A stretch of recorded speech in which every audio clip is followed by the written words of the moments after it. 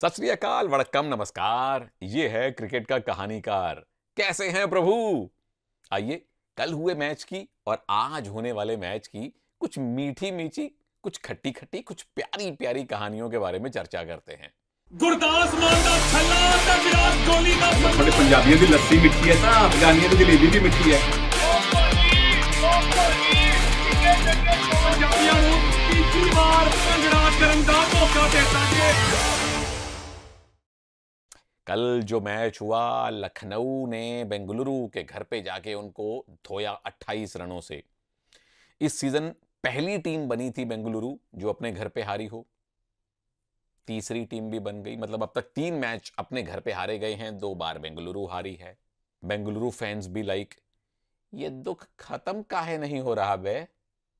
मतलब तकरीबन वही भावनाएं हैं, कुछ खास शब्दों को हटाकर। मतलब विराट कोहली इस मैच में ज्यादा नहीं चले। फाफड़ा हमारे भाई, फाफड़ू हमारे भाई, कैमरन ग्रीन, रजत पाटीदार और ग्लेन मैक्सवेल, बॉलिंग अच्छी की थी मैक्सवेल ने, तो उसके लिए वेल डन है फाफ को। उन्होंने शुरुआती ओवर उनको दिए, बीच में विकेट्स ली आके और साथ में रनों की गति पे अंकुश लगाया ग्लेन मैक्सवेल ने। पर बल्लेबाजी में क्या ही हुआ है, वो तो भला हो अंत में लोमरोर का, जिन्होंने चारों तरफ शोर मचाया और कम से कम एक आस बधाई अपने फैंस को। पर 28 रनों की हार, मतलब जिस मैदान पे कहा जाता है कि 200 सवा 200 बना के भी आप सुरक्षित महसूस नहीं कर सकते, वहां 180-82 के स्कोर को लखनऊ ने बचा लिया। तो उनकी तारीफ है भाई। लखनऊ के कबाब गलौटी जितने मशहूर हैं, उतने ही मशहूर होने वाले हैं अब मयंक यादव। लिख लीजिए सिग्नेचर उस पे, अपने ही कर लीजिए। लेकिन इस सीजन में अब तक जो सबसे तेज 5 गेंदें फेंकी गई हैं, 5 सबसे तेज गेंदें, पहली, दूसरी, तीसरी, चौथी, पांचवी, पांचों मयंक यादव के नाम है भाई। ये लड़का बन चुका है पंजाबी बाग एक्सप्रेस। दिल्ली से आता है, पृष्ठभूमि बिहार की है, पर दिल्ली में पले बड़े, दिल्ली से क्रिकेट खेलते हैं और पंजाबी बाग एक्सप्रेस ने ब्राह वाला काम किया है।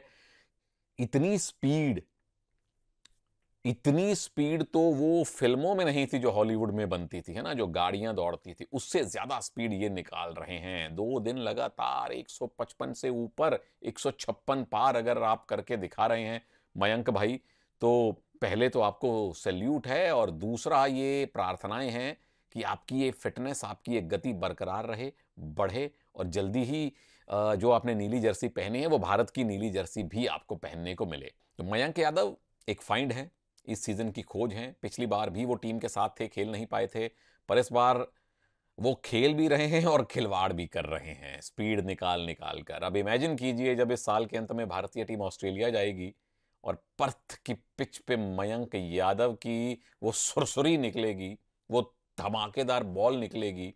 वो पावर हाउस हैं, गति है उनके पास, पावर है, वो यूरेनियम है भाई भारतीय तेज गेंदबाजी का। उम्मीद करते हैं फिटनेस बरकरार रहे, उम्मीद करते हैं कि ये गति बरकरार रहे। मयंक यादव एक अच्छा भविष्य लग रहे हैं। तो आज की मैच की कहानियों की भी बात कर लेते हैं। दिल्ली मेजबानी कर रही है कोलकाता की। दिल्ली का नया होम ग्राउंड कुछ एक मैचेस के लिए विशाखापट्टनम है, जहां पिछले मैच में उन्होंने चेन्नई को हराया था। थाला फॉर अ रीजन, एंड में आए, इधर चौका इधर छक्का, दुनिया पागल, हो थाला थाला थाला, टीम हार गई, फर्क ही नहीं पड़ता, ओ थाला थाला थाला। चेन्नई वालों ने ऐसे पार्टी की जैसे टाइटल, ट्रॉफी, लीग जीत गए हों। थाला फॉर अ रीजन, पर दिल्ली फॉर अ सीजन, मतलब फॉर दिस सीजन कुछ मैच वो विशाखापट्टनम में खेल रही है। सामने कोलकाता है, वही कोलकाता जो इस सीजन में दूसरे के घर में जाके मैच जीतने वाली पहली टीम बनी थी। बेंगलुरु को इन्होंने ही सर्वप्रथम धोया था। तो दिल्ली के सामने दिल्ली के गौतम गंभीर साहब हैं, दिल्ली के खासम खास वो खिलाड़ी हैं, लड़के हैं, और अपने गृह टीम के सामने उनको आज अपनी सेना लेके उतरनी है। तो ये एक बड़ी रोचक कहानी है। इसी कहानी का भाग 2 ये है, जो मैं पिछले वीडियोस में भी चर्चा कर चुका हूं, कि गंभीर साहब का सुनील नाम के लड़कों से बड़ा प्यार होता है, और सुनील नारायण उनकी कैप्टनसी में भी ओपन करते थे, उनकी कोचिंग में भी ओपन कर रहे हैं, और ओपनिंग अच्छी की है सुनील ने। वो जो विकेट छोड़ छोड़ के वो शॉट्स लगा रहे हैं, एक उपयोगी तेज शुरुआत दे रहे हैं। और पिछले सीजन में केकेआर के ओपनर कॉम्बिनेशन, ओपनिंग कॉम्बिनेशन ज्यादा थे, या दिल्ली में छोले भटूरे की रेडियां ज्यादा हैं? मतलब ओपनिंग बहुत बड़ी समस्या थी, बार बार पेयर चेंज हो रहे थे। सुनील भाई ने आके अब उन पे अंकुश लगा दिया है, विराम लगा दिया है। ये एक बड़ी अच्छी कहानी है। तीसरी कहानी दिल्ली के ही संदर्भ में ये हो सकती है कि ऋषभ पंत अब वो बैटिंग के संत बन रहे हैं और विरोधियों को करंट दे रहे हैं। पिछले मैच में अच्छे हाथ दिखाए, विंटेज ऋषभ पंत हमें दिखाई दिए, और ये दिल्ली के लिए भी और हम सब भारतीय क्रिकेट के फैंस के लिए भी बड़ी अच्छी सूचना है। और वैसे भी T20 वर्ल्ड कप आने वाला है और ये फाइल तैयार कर ली है ऋषभ पंत ने, साइन वाइन करके वो आगे सेलेक्टर्स को देने वाले हैं कि भाई हम हैं रेस में। क्योंकि सीजन शुरू होने से पहले खबरें थी कि पंत कीपिंग नहीं करेंगे। पहले मैच में ही वो पैड्स और ग्लव्स पहन के आ गए कि भाई एज अ प्योर बैटर नहीं, as a wicket keeper batter मैं अपनी ये अर्जी सबमिट कर रहा हूं। अगली कहानी लेते हैं कोलकाता के संदर्भ में। कितने 25 करोड़ के आसपास स्टार्क भाई आए थे और सुना है उन्होंने 2 मैच में 100 रन दे दिए हैं 8 ओवर्स में, और अब तक विकेट विहीन है।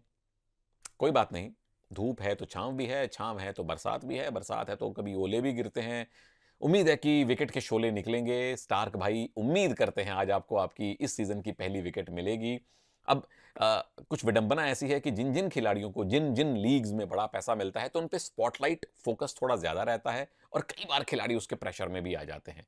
तो सवाल यह है कि क्या स्टार्क भाई को, मिचेल स्टार्क को आज इस सीजन की पहली विकेट मिलेगी? कमेंट्स में बताइए किस किस को लगता है हाँ, वो हाथ भी खड़ा कीजिए, कमेंट में भी लिख दीजिए। अगली कहानी आती है दिल्ली के एंगल से।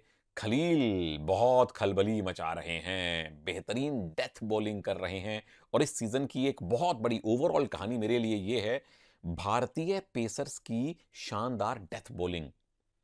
चेन्नई के खिलाफ जो पिछला मैच दिल्ली ने खेला, वहां एंड वाले ओवर्स में खलील की डेथ बॉलिंग, मुकेश की डेथ बॉलिंग, आवेश की डेथ बॉलिंग जयपुर में कमाल की रही है। तो खलील क्या वही शानदार फॉर्म जारी रख पाएंगे? अगला सवाल भी दिल्ली के संदर्भ में आता है कि क्या कुलदीप यादव खेलेंगे?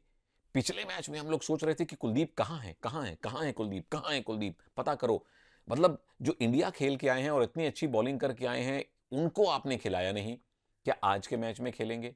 किस किस को लगता है हाथ खड़ा करो और नीचे साइन कर दो, अपने कमेंट्स में डाल दीजिए। और एक और इंटरेस्टिंग सवाल ये है, एक रोचक कहानी ये है, क्या एंड्रिक नोकिया, वो बड़ी बड़ी ताऊ वाली मूछें जिनकी है नीचे की तरफ जाती हैं, वो अपने लुक्स मूछों से ही सामने वाले बल्लेबाज को भयभीत कर सकते हैं? क्या वो, क्योंकि स्पीड उनको भी निकालनी आती है, 150 प्लस वो लगातार फेंकते हैं, क्या इस सीजन में जो अब तक की सबसे तेज गेंद डाली है मयंक ने 156.3, उसका रिकॉर्ड उसको बीट कर पाएंगे एंड्रिक नोकिया? किस किस को लगता है? दोबारा हाथ खड़ा करो और नीचे कमेंट में बताओ। और आखिरी कहानी यह है कि क्या केकेआर दक्षिण भारत की अपनी यात्रा में एक और सफल पड़ाव पार कर पाएगी? क्योंकि आप अभी बेंगलुरु गए थे, वहां सफल होके आए हैं, तो अब आप पड़ोस के ही दूसरे राज्य में जा रहे हैं, विशाखापट्टनम में, वाइजैग में। है दिल्ली का घर, लेकिन ये दक्षिण की यात्रा है, तो क्या दक्षिण की यात्रा का दूसरा पड़ाव भी उनके लिए कामयाब साबित होगा? आप लोगों की क्या राय है और आप लोगों की क्या महत्वपूर्ण कहानियां हैं इस मैच को लेके, जिस पे आपकी नजर है? जरूर नीचे लिखिए और मयंक यादव के बारे में अपना प्यार जरूर लुटाइए।